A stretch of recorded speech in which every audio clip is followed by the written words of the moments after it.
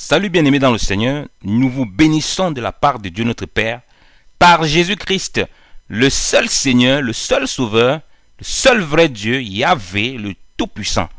Nous voulons continuer à partager la parole de Dieu avec vous et nous continuons à parler de l'interprétation, de la compréhension, de l'explication des Écritures pour notre propre marche chrétienne. Nous savons que la Bible est un livre complexe et difficile parfois à comprendre.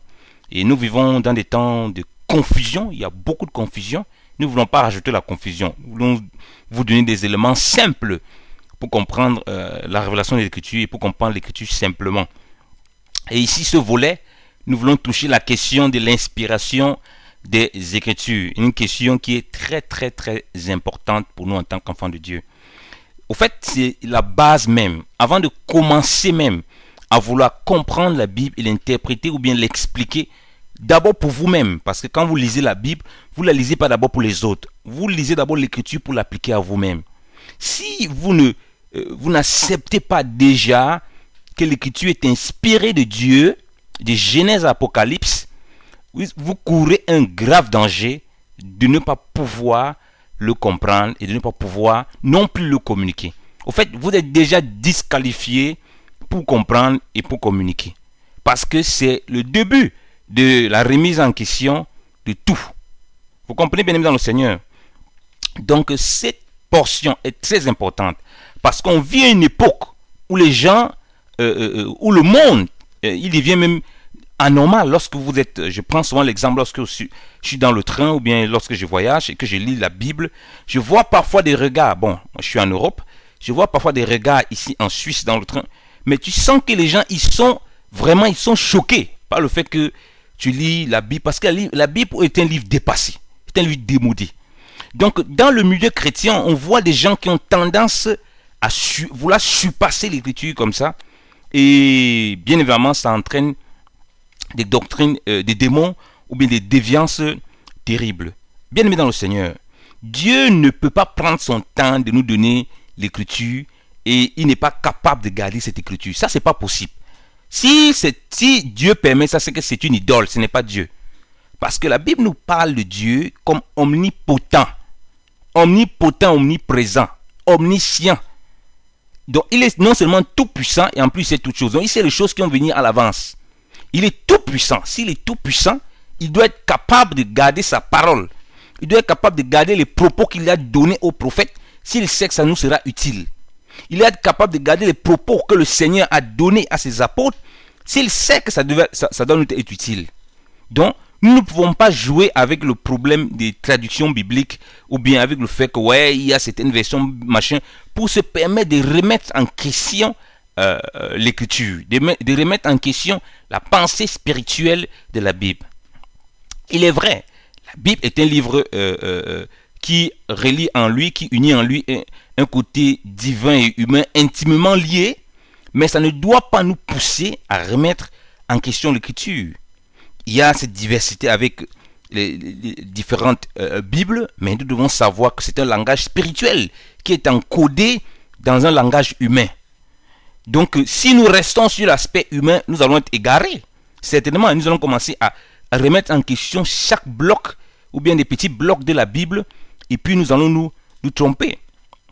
Donc, bien aimé dans le Seigneur, vous ne pouvez pas vous permettre de remettre en question, je dis bien une seule partie de la Bible. Vous venez commencer à raisonner, non, parce qu'il y a les autres ont leur Bible, il y a d'autres livres, machin. Ça, c'est heureusement qui ne vient pas de Dieu.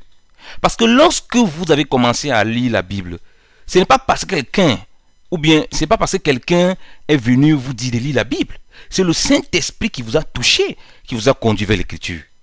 Donc personne de vous ne va contester cela. Moi, j'ai grandi dans la Bible. Depuis l'âge de 6 ans, je lis la Bible, bien aimé dans le Seigneur. Je suis né dans une famille protestante évangélique et depuis l'âge de 6 ans, 5 ans, 6 ans, je lis la Bible. Donc ça fait plus de 23 ans et 24 ans de lecture de la Bible. Minimum. Donc, lorsque je viens parler de la part du Seigneur, je sais que j'ai fait une marche avec lui. Or, avant que le Seigneur ne me touche, je lisais la Bible. Mais je ne comprenais pas certaines choses. Je lisais aussi comme ça.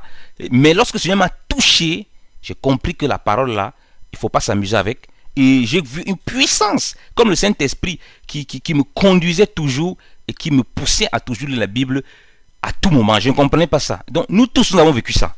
Mais comment se fait-il qu'il y a des frères et des sœurs qui viennent, après avoir connu le Seigneur, qui veulent remettre l'autorité des Écritures à sa place? Tout ça pour survoler et pour prétendre avoir des révélations qui ne peuvent pas juger avec la Bible. Ils sont obligés de tordre les passages bibliques.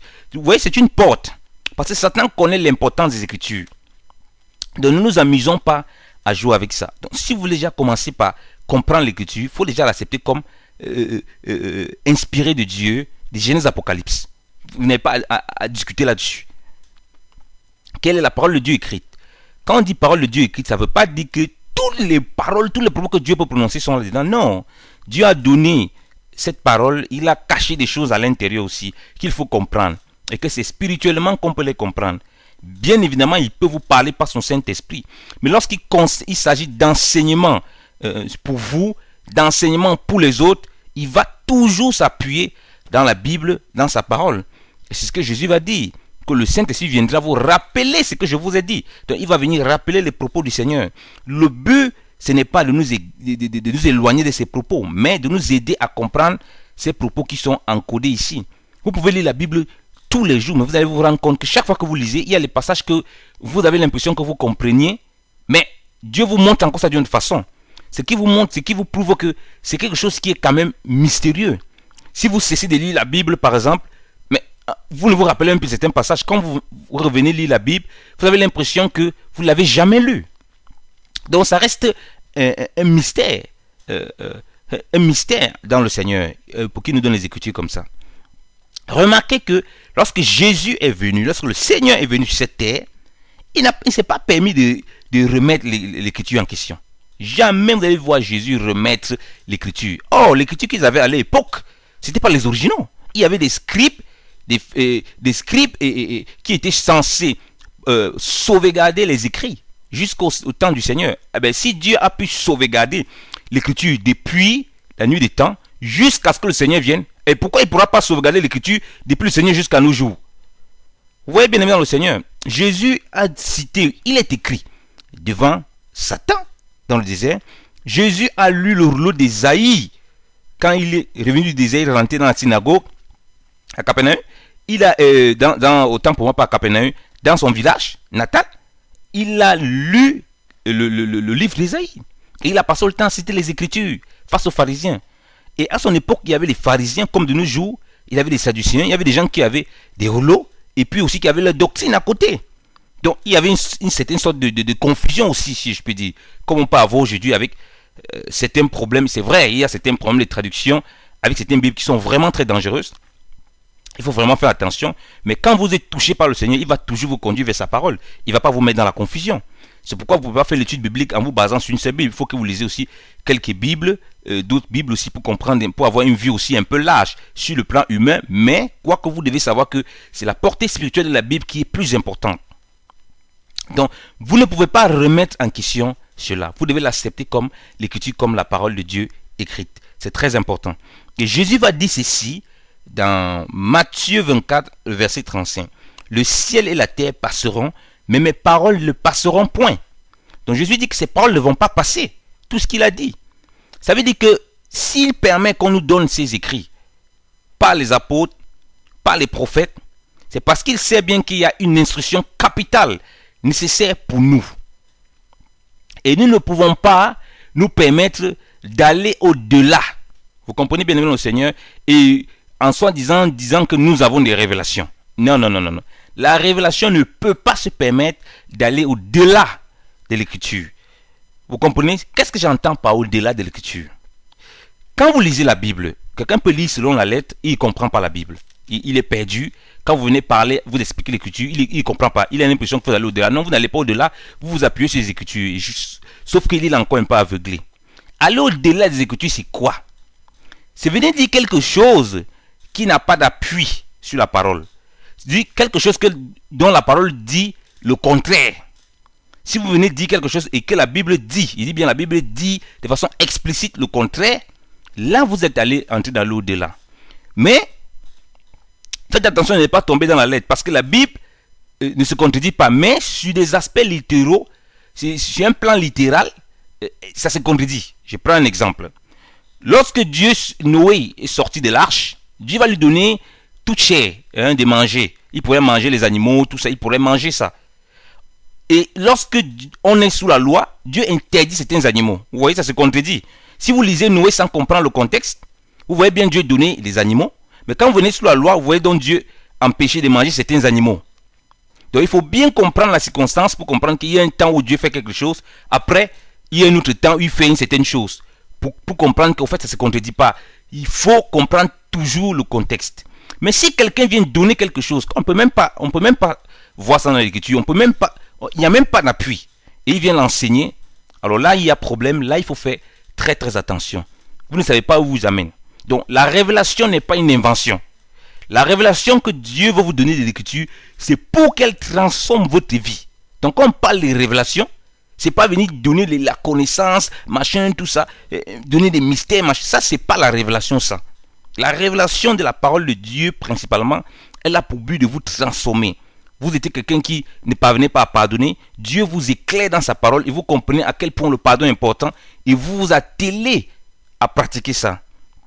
Vous avez un problème avec un péché, avec un truc, vous ne comprenez pas pourquoi vous luttez peut-être. Dieu vous révèle le mystère de la croix. Il vous révèle ça au travers des Écritures. Vous comprenez le sens, la profondeur du sacrifice de Christ. Et maintenant, Dieu vous délivre et vous fait marcher dans la victoire. Vous comprenez? Voilà ce qu'on appelle la révélation. Ce que les gens viennent vous appeler la révélation pour vous dire des choses, des blablabla, des histoires dormies debout. Et quand vous voyez comment ils se comportent, quand vous voyez comment ils parlent mal des gens, alors ça, c'est pas la révélation. Ça, c'est une connaissance qui les enfle. Vous comprenez? Donc la révélation est ici pour changer votre vie. Moïse a eu la révélation de Dieu pour communiquer aux enfants de Dieu, pour qu'ils changent de vie, pour qu'ils ne marchent pas comme les autres nations. Quand Dieu leur donnait la Torah, il dit mais vous n'allez pas vivre comme les autres nations qui marchent sans connaître Dieu. Donc le but de la révélation, c'est vous aider à marcher avec Dieu. Ce n'est pas pour vous bourrer le crâne des doctrines et des fausses connaissances. Voilà le but de la révélation premièrement. Donc connaître les mystères de Dieu. Si ça ne vous pousse pas à ça, à vous transformer, ça c'est pas la révélation. Ça c'est autre chose. C'est pourquoi ces personnes qui vont toujours venir vous parler de révélation, quand ils vont sortir des Écritures, vous allez le voir, quand ils sont sortis très loin de la Bible et ne pourront pas manifester le caractère de Christ tel que le Seigneur veut que vous le manifestez. Est-ce que Dieu peut vous donner donc quelque chose qui est en dehors des Écritures, de dire que de la lettre? Oui, parce que tout n'est pas écrit de façon littérale dans la Bible. Par exemple, si vous êtes un fumeur, vous fumez, c'est pas écrit dans la Bible. Vous venez à Christ, vous voulez continuer à fumer, le Saint-Esprit va vous dire que non, vous ne pouvez pas fumer. Mais vous n'allez pas voir ça de façon littérale dans la Bible. Le Saint-Esprit va vous parler clairement. Ce sera une parole qui vous sera dit. Ça peut être par un songe, ça peut être directement, ça peut être par un frère. Et vous devez comprendre que vous ne pouvez pas fumer. Mais le Saint-Esprit peut prendre la parole pour vous montrer que ce n'est pas bon. Mais il n'y aura pas de façon littérale ce que le Saint-Esprit va vous dire. Ce qu'il vous a dit là, par exemple, il ne faut pas que tu fumes, il n'y aura pas ça de façon littérale. Mais il va se servir d'un verset. Par exemple, vous êtes le temple de Dieu. Le temple, et celui qui détruit le temple de Dieu, Dieu va le détruire. Il prend ce passage et il vous donne la révélation. Vous comprenez que, il ne faut pas que je fume. Mais au préalable, il vous a parlé en vous disant il ne faut pas fumer. Mais il ne faut pas fumer là, cette phrase ne se trouve pas dans la Bible. Donc c'est ça. C'est comme ça qu'on comprend la révélation pour notre vie chrétienne. Le Saint-Esprit maintenant, il peut vous révéler des mystères même qui sont dans le royaume de Dieu, mais jamais il va vous permettre de parler et d'enseigner ça aux gens, sachant qu'il n'y a pas ça marqué dans l'écriture, il n'a pas donné ça pour votre instruction. Parce que l'écriture, quand il nous donne là, c'est pour notre instruction, pour marcher, connaître Dieu et servir Dieu. Le but de l'écriture, c'est ça. Ce n'est pas pour épater les gens avec notre connaissance. Ce n'est pas pour épater les gens avec ce qu'on pense, avec ce qu'on dit. Ça, c'est très important à comprendre. Donc Dieu peut vous donner certainement une révélation, un truc particulier, un truc privé. Il peut même vous enlever, il part au ciel avec vous, il vous montre des choses et tout et tout. Mais si ces choses-là n'ont pas pour but d'instruire les frères et sœurs dans le Seigneur, il va pas vous permettre que vous parlez. Parce qu'il sait que ce que vous allez venir faire, c'est jeter le trouble. Et Dieu ne va jamais vous donner ce genre de choses. Si dans votre cœur, il voit que vous cherchez révélation sur révélation. Jamais. Donc ceux qui viennent parler, ils vous disent que Dieu les a montré ça, ceci. Et vous voyez que ce qu'ils disent est complètement faux. Et vous disent que ce sont des révélations. Ou bien complètement faux dans le sens où non seulement ça ne s'appuie pas sur la Bible. Et la Bible contredit cela. Il y a un problème. Je dis, la Bible contredit cela. Parce que si au moins ça s'appuie sur la Bible, là, ils sont déjà prêts. Même si après, on peut lire ce qui est écrit dans la Bible, on peut dire des choses en s'appuyant sur la Bible, on s'égare. On est loin parce qu'on n'est pas dans la pensée du Christ. Mais déjà, si quelqu'un ne s'appuie même pas sur l'autorité des Écritures, frère, il faut faire attention. Il est en train de s'égarer. C'est une porte vraiment à des démons, des esprits séducteurs. Donc, Dieu ne va jamais donner à un orgueilleux une révélation dont il ne doit pas parler aux autres. Vous comprenez? Dieu va donner ça parce qu'il connaît le cœur des gens. Il va donner à quelqu'un qui sait, qui va dispenser justement la parole. Par exemple, regardons, lisons l'Écriture. Lisons, vous allez comprendre ce que je vais dire. Lisons 1 Corinthiens. Lisons l'Écriture, vous allez comprendre. Même pas 1 Corinthiens, 2 Corinthiens, bien aimé dans le Seigneur, 2 Corinthiens 12. Vous allez voir quelqu'un qui a eu la révélation. 2 Corinthiens 12, à partir du verset 1. Certes, il n'est même pas convenable de me glorifier, car je viendrai jusqu'aux visions et aux révélations du Seigneur. Je connais un homme en Christ, il y a 14 ans passés. Si ce fut en corps, je ne sais. Si ce fut hors du corps, je ne sais. Dieu le sait. Qui a été ravi jusqu'au 3e ciel. Et je sais qu'un tel homme, si ce fut en corps ou ce fut hors du corps, je ne sais. Dieu le sait. A été ravi dans le paradis et a ouï des paroles ineffables qu'il n'est pas permis à l'homme de rapporter. Amen. Paul ici il se décrit. Il dit qu'il connaît un homme qui a eu des visions et des révélations. Il n'explique pas le contenu des visions et des révélations. Il dit qu'il était ravi, bien aimé dans le Seigneur, jusqu'au 3e ciel, jusqu'au paradis. Il a entendu des paroles là-bas qui ne lui est pas permis de rapporter. Vous voyez? Il n'est pas permis à ce frère de rapporter. Parce que non seulement ce n'est pas utile pour ces personnes, ce n'est pas utile pour les chrétiens que Dieu voulait bâtir au travers du ministère de Paul. Il devait lui donner les enseignements pour qu'il connaisse le Seigneur. Pas les enseignements des mystères bizarres, des choses qui ne sont pas utiles. C'est à lui que Dieu a montré ça. Pour lui. Paul ne pouvait pas enseigner ça. Dieu a interdit. Dieu a dit tu n'as pas le droit de rapporter. Donc quel est le but des révélations que les gens viennent vous donner? Est-ce que c'est un but de vous transformer, de vous aider à marcher avec le Seigneur? De le connaître et d'avoir cette intimité avec lui? Ou bien c'est juste pour parler, aussi impressionner les gens, parce qu'il y a une vague de mouvements, des révélations. Ah, Dieu m'a révélé, et non, Dieu ne me parle pas des visions, des songes, et puis il vient vous mettre en scandale. Donc c'est très important cette base, frère, de l'autorité des Écritures, de l'inspiration des Écritures. Si l'Écriture était inspirée, le Saint-Esprit ne va pas s'amuser à jouer avec cette Écriture. Donc Paul ne pouvait pas venir donner ça. Ce n'est pas le seul exemple, bien aimé dans le Seigneur. Donc quel est le but quand tu écoutes des révélations? Est-ce que ça te ramène à l'Écriture pour t'expliquer la substance de l'Écriture, ou bien ça te fait croire des choses qui n'ont ni tête ni queue, tu ne sais même pas si c'est vrai, et puis ça peut te pousser à faire des choses bizarres. Ça ne te transforme pas dans ta vie. Quand quelqu'un va venir te dire quelque chose qui n'est pas appuyé sur l'Écriture, ne l'écoute même pas. Ne l'écoute pas. C'est très dangereux. Si au moins il prend la Bible, il prend des passages, ah oui, là, et même pour toi-même enfant de Dieu, si tu veux toi-même comprendre l'Écriture, il faut que tu l'acceptes déjà comme la parole de Dieu inspirée, comme une autorité terrible et totale, suprême, qui va te permettre de discerner le bon du faux. Si tu commences à la négliger, à croire que voilà, tu peux aller au-dessus, tu peux avoir des révélations qui la contredisent, eh bien, tu ouvres des portes à Satan. Donc, si nous lisons, regardez, c'est pas le seul exemple, hein. On va lire Jean, lisons Apocalypse. Apocalypse 10. Apocalypse 10. Apocalypse 10, à partir du verset 3. Et il cria à haute voix, comme lorsqu'un lion rugit, et quand il lui criait, les sept tonnerres firent entendre leur voix. Et après que les sept tonnerres eurent fait entendre leur voix, j'allais les écrire. Mais j'ai entendu une voix du ciel qui me disait, cachette les choses que les sept tonnerres ont fait entendre et ne les écrit point. Voilà. Jean, il était aussi ravi en esprit par le Seigneur. Mais le voilà qui entend des choses. On dit non, cachette, mais ne les écrit point. Il ne peut pas écrire ça. Donc ce n'est pas contenu dans ce qu'il écrit. Donc Dieu a donné des révélations qui ne sont pas nécessaires pour nous. Donc vous voyez que Dieu peut vous donner des choses. Mais s'il sait que ce n'est pas nécessaire, ou bien c'est à vous seul qu'il a peut-être fait ce privilège, je ne sais pas, il ne va pas permettre que vous le communiquiez. Donc quel est le but des révélations? Quel est le but des révélations que les gens viennent donner? Quel est le but? Voilà pourquoi il faut comprendre que l'écriture est une autorité absolue. Si tu ne comprends pas que l'écriture est une autorité absolue que Dieu a mis là, eh ben, tu vas vouloir prendre tes révélations qui ne sont même pas en accord avec l'écriture, qui ne sont même pas fondées sur la Bible, pour les enseigner aux gens, et puis tu vas égarer les gens. Toi-même, tu vas prendre tes révélations que tu as eues, tu vas commencer à les établir comme fondement partout, machin, truc. Donc, faisons attention, bien aimés dans le Seigneur. Donc, prends l'écriture comme inspirée de Dieu et ne t'amuse pas à jouer à aller au-delà de ce qui est écrit. Et c'est pourquoi Paul, comprenant l'importance de s'appuyer sur l'écriture, va le dire aux Corinthiens, dans 1 Corinthiens 4, verset 6.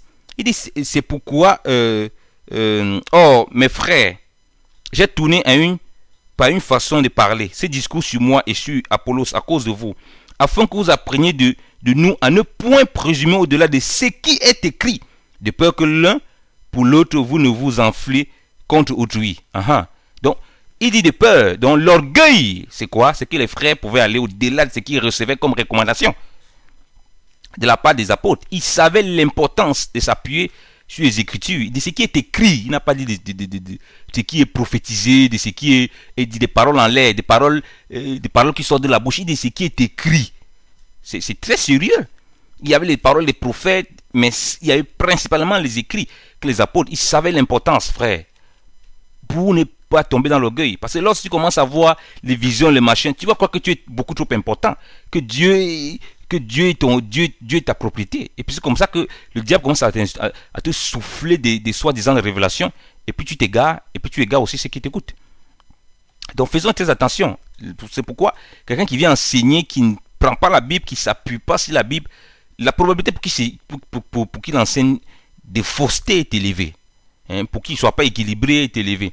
Donc nous ne sommes pas contre les révélations, mais comme nous avons dit, la révélation, c'est d'abord celle qui va transformer notre vie, notre être tout entier, pour nous faire marcher, être à l'image de Jésus-Christ. Voilà la véritable révélation qu'est l'Écriture. Maintenant, il peut avoir une certaine connaissance, c'est très important d'avoir certaines connaissances, mais elle ne doit pas venir contredire, venir mettre en déroute la parole de Dieu. Non, elle doit s'appuyer sur la parole de Dieu. C'est vrai, il y a sur le plan humain, quand on lit la Bible, sur le plan de la lettre, on peut voir des contradictions, mais il faut qu'il y ait la base, la substance dans la parole de Dieu. Si nous lisons le Proverbe, que nous dit le Proverbe 30 nous dit ceci. 30 verset 5. Toute la parole de Dieu est épurée. Il est un bouclier à ceux qui ont le refuge vers lui.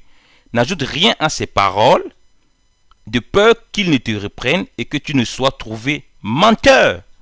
N'ajoute rien à ses paroles, de peur qu'il ne te reprenne et que tu ne sois trouvé menteur. Donc Dieu nous montre ici qu'il ne faut pas qu'on se présume au-delà de sa parole, au-delà.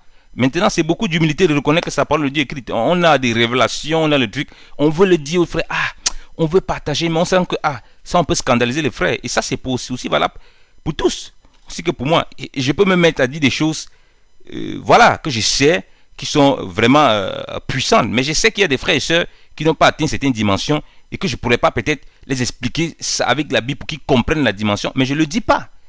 Parce que ça va pas je vais semer plutôt la confusion. Donc c'est très important, bien aimé dans le Seigneur. Il ne faut pas que tu te retrouves menteur devant Dieu. Il ne faut pas que tu te retrouves menteur devant Dieu. Tes révélations personnelles, garde-les. Même si tu as une révélation qui est conforme à la parole de Dieu, si tu ne peux pas l'expliquer, si tu ne peux pas l'expliquer bien ou peu, tout le monde ne peut pas comprendre comme toi.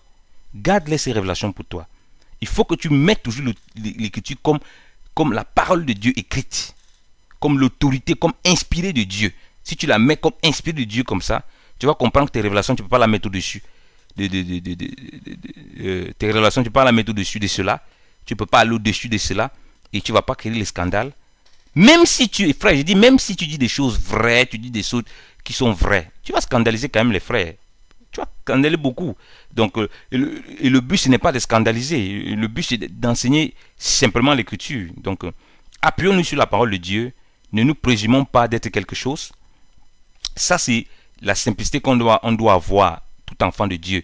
Tes révélations personnelles, c'est bien que t'aides à marcher avec le Seigneur, mais appuie-toi surtout sur la parole de Dieu. Il accepte-la comme la parole sur l'écriture, accepte-la comme la parole inspirée de Dieu, comme la parole de Dieu écrite. Ça va t'aider beaucoup à avancer. Attention, ne demeure pas dans la lettre. Si tu demeures dans la lettre, tu vas être aveuglé. Il faut que tu comprennes la substance spirituelle et que tu ne sépares pas tout ce que nous avons vu. Il est écrit, vous avez entendu dire, moi j'ai dit, l'ombre et la réalité, le sacerdoce royal, que tu ne sépares pas toutes les choses que Jésus a dit qui nous permettent de comprendre l'écriture. Donc l'écriture se comprend par l'écriture. L'écriture nous donne en même temps les mêmes éléments pour comprendre l'écriture, mais mettre la parole de Dieu, mettre l'écriture comme parole inspirée de Dieu avant toute chose est capital, frère, pour ne pas vraiment être ballotté à tout vent des doctrines. Que le Seigneur de Dieu vous bénisse abondamment. Voilà, il y a beaucoup de choses à dire là-dessus, mais ça, je voulais aborder ce volet. Je pourrais parler de la Bible une prochaine fois, si le Seigneur le permet, d'entrer en profondeur pour expliquer réellement ce que c'est que la Bible. Mais je crois que Dieu, par la grâce du Seigneur, on pourra le faire. Donc, considérez comme l'écriture comme la parole écrite du Seigneur qui nous a été donnée pour notre instruction et pour nous conduire, pour nous corriger, selon qu'il est écrit dans 2 Timothée 3, 16. Que le Seigneur vous bénisse abondamment. Au nom de Jésus-Christ. Amen.